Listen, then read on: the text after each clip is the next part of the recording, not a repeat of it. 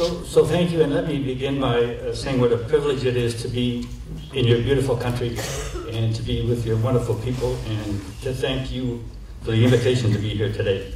And I too would like to make myself available not only today but tomorrow, and we'll leave our internet, as Dr. Wagner says too. So if you have questions, we're here. And the Shane community is a small community. I know many people here in this room. We work together. Dr. Norva and I have known each other for years and years. And so we're working together on your behalf, and so you should be reassured by that. And there's a lot of collaboration going between Toronto and our place and your place here in Israel. So I'm going to begin, and I am going to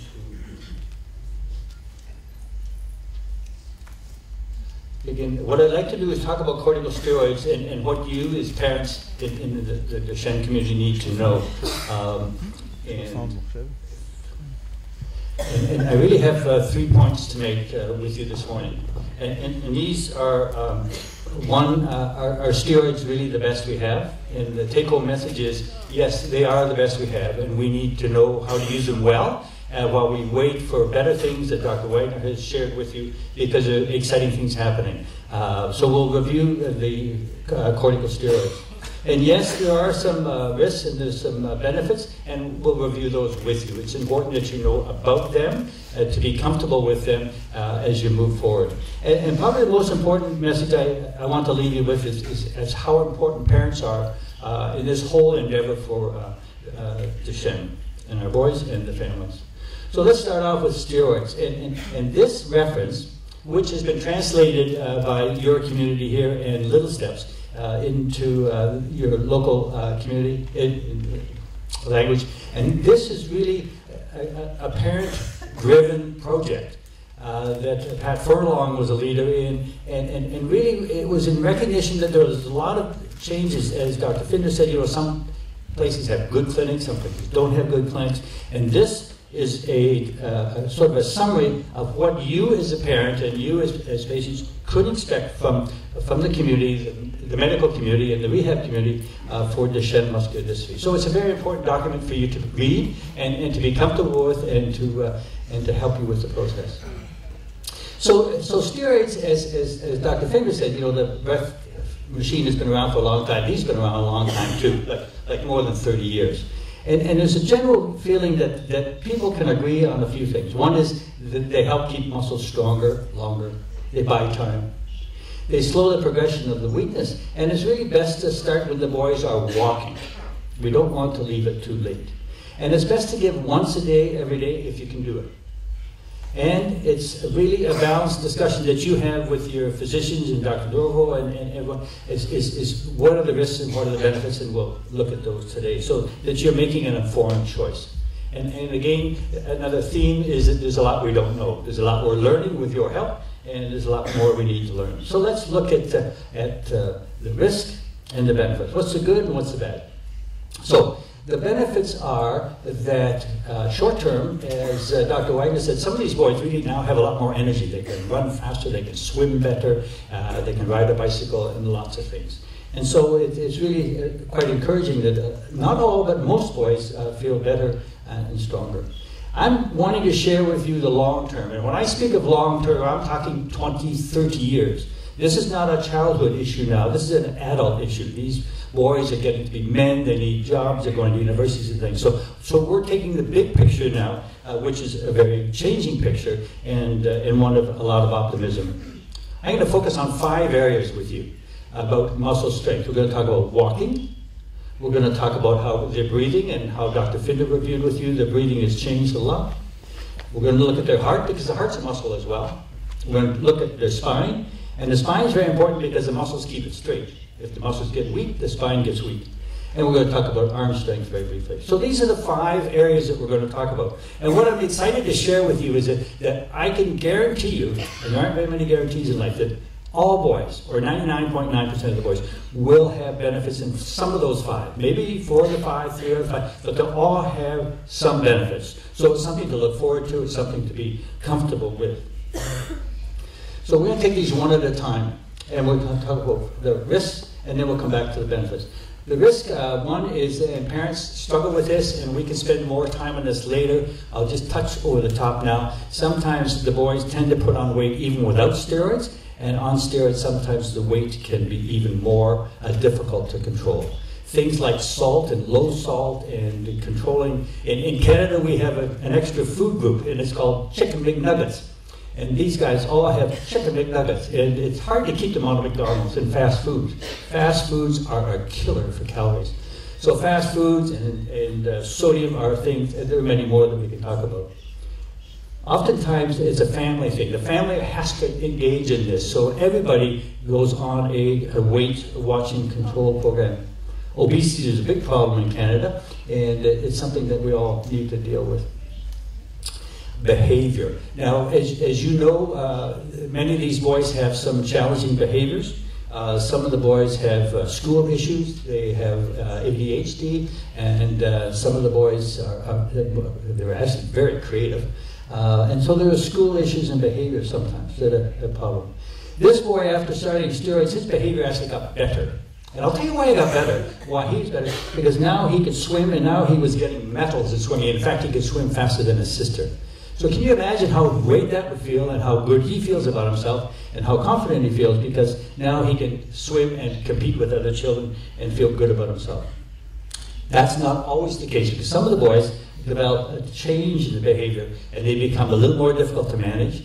They become a little bit temperamental, and as you know, with a lion, you don't mess with it. And some of these kids, you have to be careful to be careful with it. So they don't oftentimes like change, so they like a consistent environment, and so the behavior can be managed. It can have a huge impact on the family and the school and the teacher and everything. And so it's important for you as family to know how to best control your son so he's comfortable in his environment. Boys are going to be shorter, and that's not a risk, that's a guarantee. And this boy now is graduating. He's now 16 years old. This is his brother. So you say, well, this is what he should be. So this is a given. It's not a risk, it's a given. And he is short. And some boys don't like being short, and some boys do like being short. It doesn't really bother them. So there's good news and bad news. The bad news is that if you're short, sometimes it's hard to get on the roller coaster and rides and fairs and things like that. So, and that's a big deal. And sometimes if you're short, the good news is that your muscles don't have to work as hard to do things like getting up from the floor, walking, and climbing stairs. So there's an advantage in being short. And we can work our way through the system of, you're short and you may be the shortest in the class, but oftentimes there's a girl that's shorter in the class, so you're going to be okay. So short is certainly a risk. But this guy said, it's a benefit for him. And I'm going to leave that for your imagination, but it just highlights, as Pat Furlong said, and what she didn't say in her talk, is that in Canada, we teach ballroom dancing. And we get all the boys doing ballroom dancing. And this is an example of why they go ballroom dancing. So they are shorter. There are some other issues that we'll talk about briefly, about bones. They develop little spots in the back of their eyes called cataracts. They aren't cataracts that you and I are familiar with, where the eye goes white and you can't see. These little dots and they can see around them. So they're common, but we don't worry about them. And puberty's delayed, but again, they catch up, and so it's not a big deal. Something we have to pay attention to manage better, but it's not something that's going to stop you from using steroids. So let's move now. We're going to look at muscle function. We're only going to look at one part of muscle function. We're going to look at walking. Boys who are not on corticosteroids, they usually stop walking around 10 years of age. And that's fairly typical, whether you're in Israel, whether you're in Canada, North America, India, South America, wherever.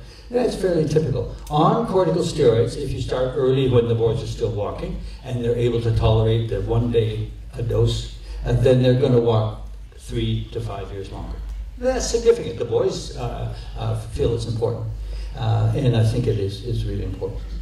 And some people say, well, once you're no longer walking and you've been on steroids and you're no longer walking, well, why don't we stop the steroids? I hope to convince you that we don't want to stop steroids, because we still got 4 more things left. Walking's only 1. That's the thumb. We're going to talk about the other 4. This is important for the boy's life. This is important for how they go to school, go to college, get a job. So we don't stop. And when I'm talking about walking, this is a boy that is 14 years of age. He's walking quite well. He's short. It's harder to see him here, but he is short. And he's up on his toes a little bit. And you'll see him now going up the stairs. It's a struggle for him, but he recognizes he's 14 years old. And he's going up a lot of stairs here. So for him, it's been a real advance and a price to pay because he's short, but a price he's willing and his family are willing to pay. Let's look at the next domain. And we're going to look at lung function. You've had a nice introduction to lung function. What I hope to tell you and convince you is that the 4 stages that Dr. Finder has shared with you have been pushed out so that they're delayed. And they're delayed very, very significantly. Let me show you how. So this is breathing in a boy that has never been seen by corticosteroids. This is a measure of how strong your breathing is. The intercostal muscles that you stretched earlier this morning. And so you can see by about 10 years of age, the boys who have never had steroids, now their breathing's getting a little more difficult. And as Dr. Finder said, by about 18 years of age, a number of these boys are having to go to hospital for pneumonia. They're having to get help at night sleeping. And that's really because their breathing muscles are getting weaker. Now, if you've been treated with corticosteroids since an early age, way over here, you can see that they change a little bit. But look at the huge difference here when they're 18. Huge difference. So what does that mean in terms of you, the boys, and the family?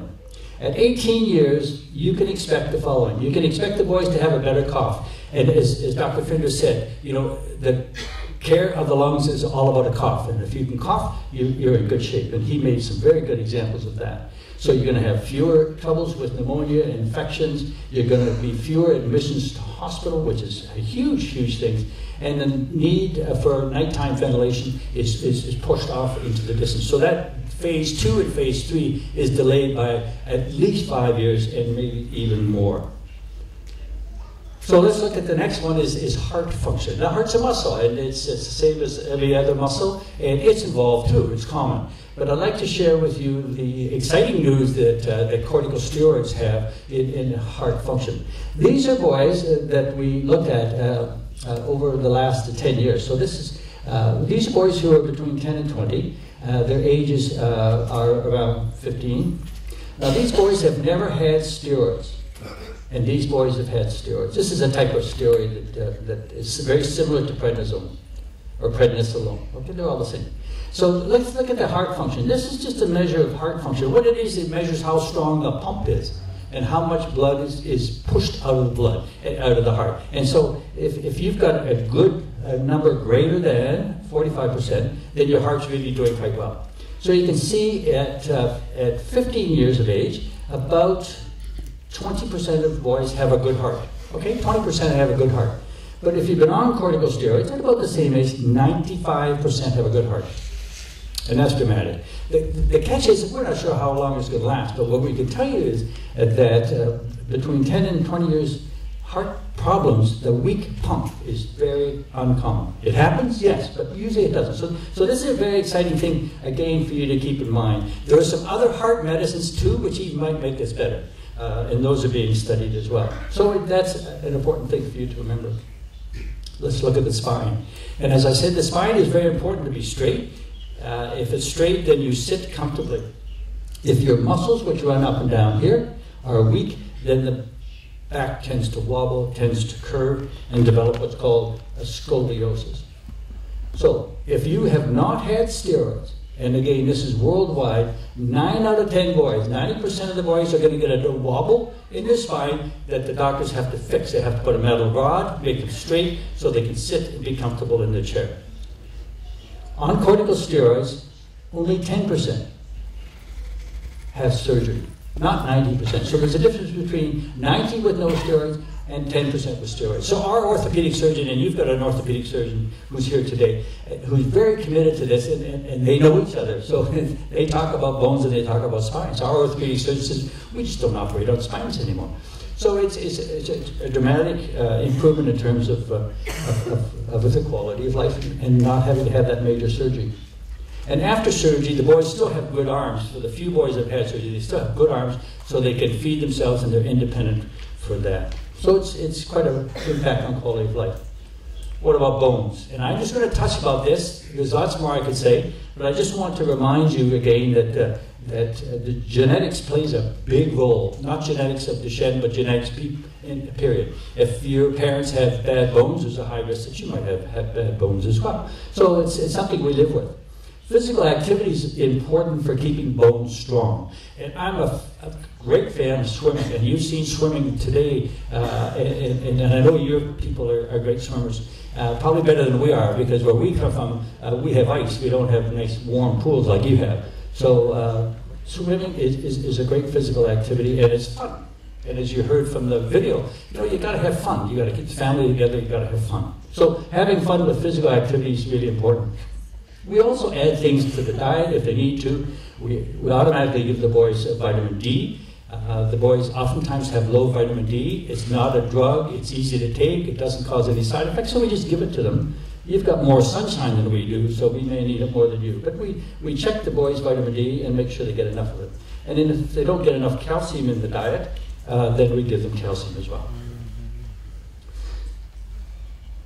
So what's the bottom line? We use the bottom line. What's the take-home message? Okay. So this is one bottom line here. So this is the bigger team here. Okay. This is from Toronto. These are twins, and this is their older cousin, and that's one bottom line. There's another bottom line. The bottom line is that there has to be more good in it than there are side effects. So to summarize, the major benefits are in those 5 areas. Okay, and I'm making you a promise that most boys, if not all boys, are going to have some of those 5. Maybe not all, but most of them are going to have it. Here's a boy who was not on the soccer team. He had to keep soccer score. He was on the sidelines. He was the coach's helper. Now he's in net, and he can kick. I mean, this is amazing. And now he's back in the team. He's not marginalized, and he's part of the program. So muscles are better. Pulmonary care, they have a cough. They're staying out of hospital. They're not getting pneumonias, and they don't need the experts as early. They will eventually, but it's really had quite an effect. Their hearts are stronger, their spines are straighter, and their arms are much stronger, so they're able to feed. So there are common side effects about weight. They're short. They have eyes, but they don't need operations. Puberty is delayed. We can live with it, and the behavior we learn. So it's your choice. I mean, it's your judgment. Steroids aren't perfect, but there's a lot of hope with steroids. They're going to buy us time. I'm going to close with probably the most important. I lost my 2 slides. I added 2 slides. I'm going to. I'll say. Thank you. But I want to talk about 2 things without slides. Sorry. So I want to talk about parents. I want to talk about the parents and the role of parents. And I want to talk briefly about parent groups. Parents, as Dr. Finder said, a parent changed his whole practice of medicine. A parent said to him, I want that machine. So he wrote a letter to the insurance company. If they're surprised, they funded it. So you, parents, have a huge impact on changing medical treatments. You as parents have a huge impact on helping us choose right research questions. What is the important area for you? You've declared it here that you're really, really interested in stem cells. So it's our responsibility to help promote that, help facilitate it, again with parent support. Parents are also very important for education and sharing information. And unfortunately, sometimes you have to do a lot of education because you know a lot about your son and your son's special needs than people in the community, more than the doctor, more than the teacher. So you're always teaching others. So you have a very important role for that as well. I'll leave you with a couple of thoughts. One is that as a parent, I encourage you to ask questions, ask us questions. If we're not here, then you can ask your team, you can email us. So ask questions. And more importantly, question the answers. And you'll learn the more questions you ask, and there are a lot of opinions out there. So it's frustrating for parents, but ask the questions and questions the answer. The third thing is never, ever, ever lose your sense of humor. And the last thing is stick together, because together, as this organization is showing, things go awfully slowly, but by little steps, you're going to be there. Thank you very much.